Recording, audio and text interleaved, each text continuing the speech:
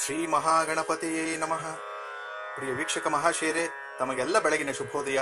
ಶ್ರೀ ವಿಳಂಬಿ ನಾಮ ಸಂವತ್ಸರ ಪೌಷಮಾಸ 2019 ಜನವರಿ 27ನೇ ತಾರೀಕು ಭಾನುವಾರ.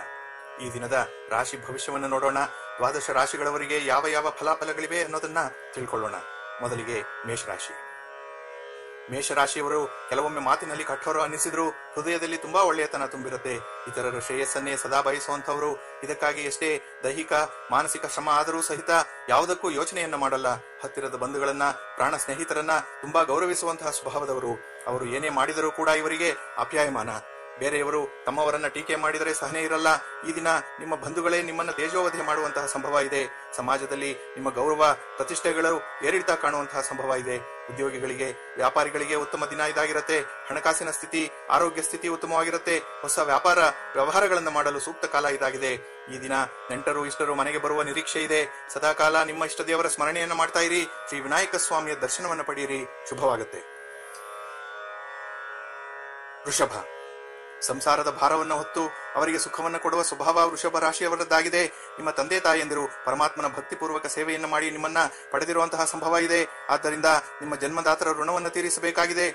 ಈಗ ತಂದೆ ತಾಯಂದಿರ ಸೇವೆ ಮಾಡುವ ಅವಕಾಶ ಇದ್ದರೆ ನಿಸ್ವಾರ್ಥವಾಗಿ ಸೇವೆ ಮಾಡಿ ಅವರ ಬಗ್ಗೆ ಇರುವಂತಹ ತಾತ್ಸಾರ ಮನೋಭಾವವನ್ನು ಕಡಿಮೆ ಮಾಡಿಕೊಳ್ಳಿ. ಧರ್ಮ ಕಾರ್ಯಗಳಲ್ಲಿ ಇನ್ನೂ ಹೆಚ್ಚಿನ ಶ್ರದ್ಧೆ ಬೇಕಾಗಿದೆ. ಬಹುದಿನಗಳಿಂದ ನಿಮ್ಮ ಮನೆ ದೇವರಿಗೋ, ಇಷ್ಟ ದೇವರಿಗೋ, ಪುಣ್ಯಕ್ಷೇತ್ರಗಳಿಗೋ ಸೇವೆ ಸಲ್ಲಿಸುವ ಹರಕೆಯನ್ನ ಪೆಂಡಿಂಗ್ ಇಟ್ಕೊಂಡಿದ್ದೀರಿ. ಆದಷ್ಟು ಬೇಗ ಈ ಹರಕೆಯನ್ನ ತೀರಿಸಿಬಿಡಿ. ಇದರಿಂದ ನೀವು ಕೈಗೊಳ್ಳಲು ಉದ್ದೇಶಿಸಿರುವಂತಹ ಮಹತ್ವದ ಯೋಜನೆ ಕೈಗೂಡುತ್ತೆ. ಈ ದಿನ ವಿದ್ಯಾರ್ಥಿಗಳು ವಾಹನವನ್ನು ಓಡಿಸುವಾಗ ಎಚ್ಚರಿಕೆಯಿಂದ ಇರಿ. ಇನ್ನು ಮುಂದೆ ಹರಿದು ಹೋಗಿರುವಂತಹ ಉಡುಪುಗಳನ್ನು ಧರಿಸಬೇಡಿ. ಸಂಗಾತಿಯಿಂದ ಎಲ್ಲಿಲ್ಲದ ಸುಖ ಸಂತೋಷ ಈ ದಿನ ನಿಮ್ಮದಾಗತ್ತೆ. ನೀವು ಹಿಡಿದ ಕಾರ್ಯಗಳು ಕೈಗೂಡಲು ಸದಾ ವಿನಾಯಕನ ಸ್ತೋತ್ರವನ್ನು ಪಠನೆ ಮಾಡಿ ಒಳ್ಳೆಯದಾಗತ್ತೆ.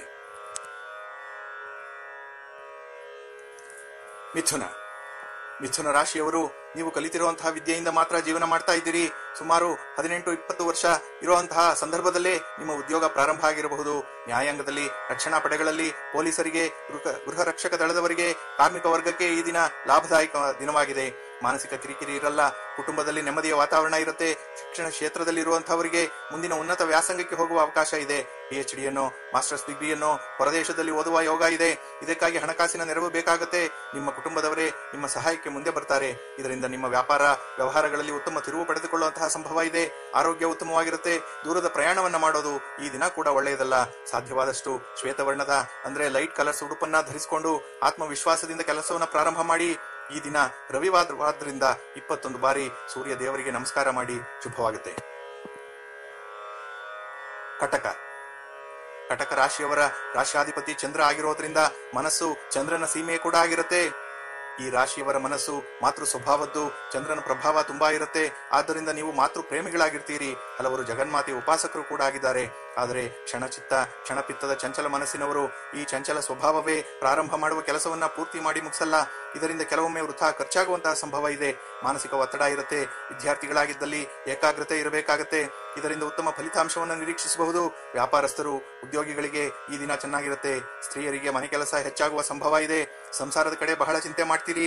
ಇದರಿಂದ ಆಲಸ್ಯ, ಒಮ್ಮೊಮ್ಮೆ ಜಿಗುಪ್ಸೆ ಇರುತ್ತೆ. ಕಣ್ಣಿನ ಸುತ್ತ ಕಪ್ಪಾಗಿರುವಂತದ್ದು, ತಲೆ ಕೂದಲು ಉದುರುತ್ತಿರುವಂತಹ ಲಕ್ಷಣಗಳಿರುತ್ತೆ. ಮಾನಸಿಕ ಶಾಂತಿ, ನೆಮ್ಮದಿಗಾಗಿ ದೇವಾಲಯಕ್ಕೋ ಪುಣ್ಯಕ್ಷೇತ್ರಕ್ಕೋ ಭೇಟಿ ನೀಡಿ. ಒಳ್ಳೆಯದಾಗತ್ತೆ. ಸಿಂಹ. ಯಾವುದೇ ಅಪಾಯವನ್ನ ತುಂಬಾ ಉಪಾಯದಿಂದ ಗೆಲ್ಲುವಂತಹ ಸ್ವಭಾವ ಸಿಂಹ ರಾಶಿಯವರಲ್ಲಿದೆ. ಮಾತಿನಿಂದಲೇ ಮೋಡಿಯನ್ನ ಮಾಡುವಂತಹ ಗುಣ ಕೂಡ ನಿಮ್ಮಲ್ಲಿರುತ್ತೆ. ಎಷ್ಟೋ ಜಗಳಗಳನ್ನ, ಮನಸ್ತಾಪಗಳನ್ನ, ತಪ್ಪು ತಿಳುವಳಿಕೆಯನ್ನ ನಿಮ್ಮ ಜಾಣ ಮಾತುಗಳಿಂದ ಬಗೆಹರಿಸ್ತೀರಿ. ಆದರೆ ಈ ದಿನ ಭಯಂಕರವಾದ ಘಟನೆಯೊಂದು ಜರುಗುವ ಸಂಭವ ಇದೆ. ಅದನ್ನ ನ್ಯಾಯಾಧೀಶನ ಸ್ಥಾನದಲ್ಲಿ ನಿಂತು ತೀರ್ಮಾನ ಮಾಡಿಕೊಳ್ಳಿ. ವಿಕಟ ಹಾಸ್ಯವನ್ನ ಮಾಡಬೇಡಿ. ವೃಥಾ ಭಾವೋದ್ವೇಗಕ್ಕೆ ಒಳಗಾಗಬೇಡಿ. ಕುಟುಂಬದ ಸದಸ್ಯರಿಂದ, ಪ್ರೇಯಸಿಯಿಂದ, ಸಂಗಾತಿಯಿಂದ ನಿಮಗೆ ಪೂರ್ಣ ಬೆಂಬಲ ಸಿಕ್ಕತ್ತೆ. ಮನೆಯ ಖರ್ಚು ಜಾಸ್ತಿ ಆಗುವಂತಹ ಸಂಭವ ಇದೆ. ನಿಮಗೆ ಸಾಮಾನ್ಯವಾಗಿ 2 ಹೆಸರು ಇರುತ್ತೆ. ಒಂದು ವ್ಯವಹಾರ ನಾಮ, ಮತ್ತೊಂದು ನಕ್ಷತ್ರ ನಾಮ. ಹಿರಿಯರು, ಸ್ನೇಹಿತರು ಪ್ರೀತಿಯಿಂದ ಕರೆಯುವಂತಹ ಹೆಸರಿಗೆ ಈ ದಿನ ವಿಶೇಷ ಸ್ಥಾನಮಾನ ಸಲ್ಲಬಹುದು. ಆಸ್ತಿ ಅಂತಸ್ತಿನ ವಿಚಾರದಲ್ಲಿ ದೂರದ ಬಂಧುಗಳಿಂದ ಕ್ಲೇಶ ಉಂಟಾಗತ್ತೆ. ಈ ದಿನ ಅತಿ ಭೋಗಾಸಕ್ತಿ ನಿಮಗಿರುತ್ತೆ.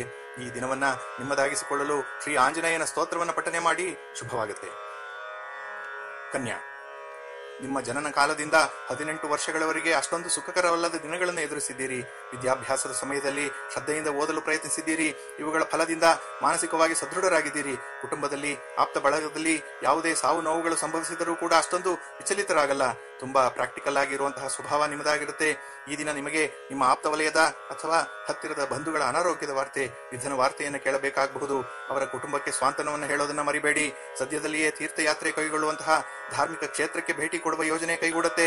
ನೀವು ಮಾಡುವ ಉದ್ಯೋಗ, ವ್ಯಾಪಾರ, ನಿಮ್ಮ ಜೀವನ ಆಧಾರಕ್ಕೆ, ನಿಮ್ಮ ಆದಾಯಕ್ಕೆ ಮಾಡುತ್ತಿರುವ ಕೆಲಸಗಳಲ್ಲಿ ಉತ್ತಮ ಫಲ ಇದೆ. ಸ್ತ್ರೀಯರು ಈ ದಿನ ಶ್ರಮದಾಯಕ ಕೆಲಸಗಳನ್ನು ಮಾಡಬೇಡಿ. ದೇವರ ಫೋಟೋದಿಂದ ತೆಗೆದಂತಹ ನಿರ್ಮಾಲ್ಯವನ್ನು ಯಾರು ತುಳಿಯದ ಜಾಗದಲ್ಲಿ ಹಾಕಿ ದೇವರ ಸ್ಮರಣೆಯನ್ನು ಸದಾ ಮಾಡ್ತಾ ಇರಿ, ನಿಮಗೆ ಒಳ್ಳೆಯದಾಗುತ್ತೆ. ತುಲಾ, ದಾನವಂತರು, ಸಂಸ್ಕಾರವಂತರು, ಸುಜ್ಞಾನಿಗಳು ಆಗಿರುವ ತುಲಾ ರಾಶಿಯವರು ತಮ್ಮ ಕುಟುಂಬದವರನ್ನ ತುಂಬಾ ಇಷ್ಟಪಡ್ತಾರೆ. ಮಡದಿ ಮಕ್ಕಳು, ಗಂಡ ಮಕ್ಕಳೆಂದರೆ ತುಂಬಾ ಪ್ರೀತಿ. ಇವರಿಗೆ ಏನೇ ಆರೋಗ್ಯ ಸಮಸ್ಯೆ ಉಂಟಾದರೂ ತೀವ್ರವಾಗಿ ಚಿಂತೆಯನ್ನ ಮಾಡ್ತಾರೆ. ಆದರೆ ಈ ದಿನ ಕುಟುಂಬದ ಸದಸ್ಯರ ಆರೋಗ್ಯದ ಬಗ್ಗೆ ಎಚ್ಚರಿಕೆಯಿಂದ ಇರಿ. ಅವರ ಕಡೆ ಗಮನ ಕೊಡಿ.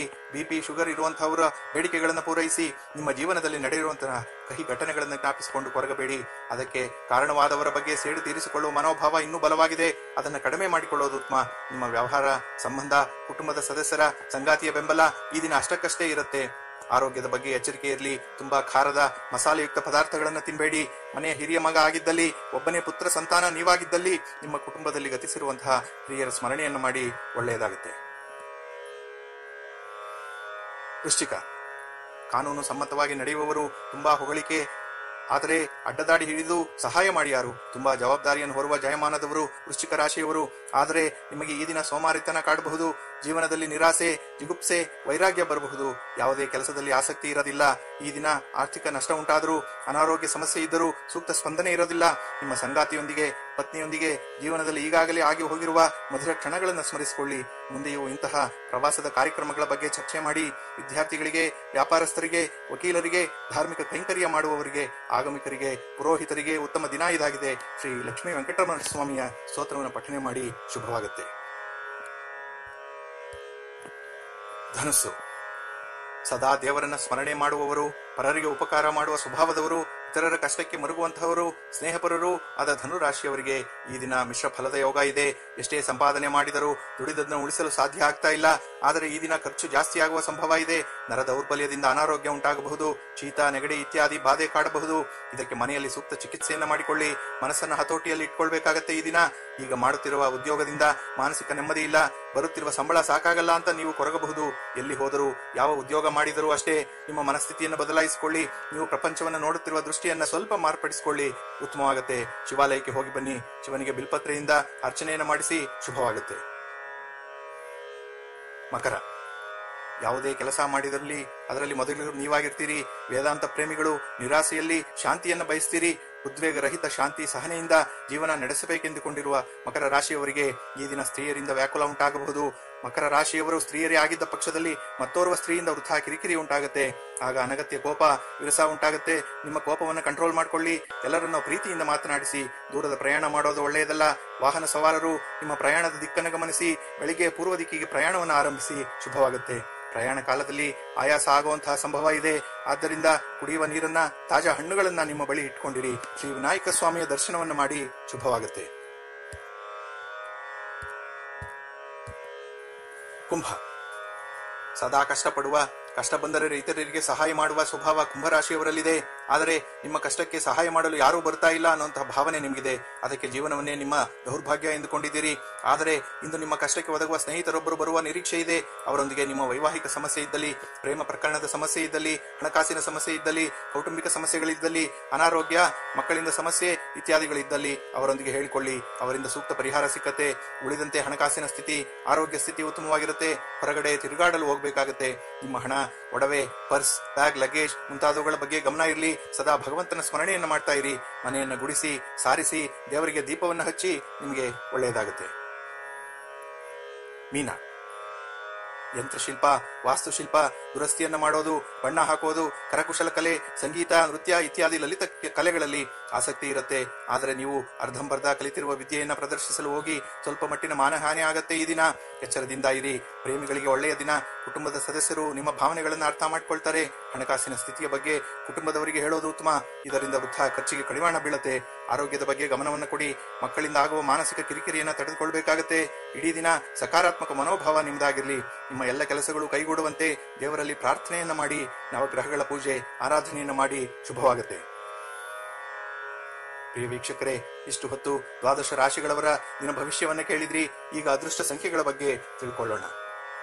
ಮೀನ ರಾಶಿಯವರ ಅದೃಷ್ಟ ಸಂಖ್ಯೆ 1, ಕುಂಭ 3, ಮಿಥುನ ಕನ್ಯಾ 4, ಧನಸ್ಸು ಮಕರ 5, ವೃಷಭ ಸಿಂಹ 6, ಮೇಷ ಕಟಕ ತುಲ 7, ವೃಶ್ಚಿಕ 8. ವೀಕ್ಷಕರೇ, ನಿಮ್ಮ ಅದೃಷ್ಟ ಸಂಖ್ಯೆಗೆ ಅನುಗುಣವಾಗಿ ನಿಮ್ಮ ವ್ಯವಹಾರಗಳನ್ನು ಹೊಂದಾಣಿಕೆ ಮಾಡಿಕೊಳ್ಳಿ. ಸದಾ ದೇವರನ್ನ ಸ್ಮರಣೆ ಮಾಡ್ತಾ ಇರಿ. ತಮಗೆಲ್ಲ ಶುಭವಾಗಲಿ. ನಮಸ್ಕಾರ.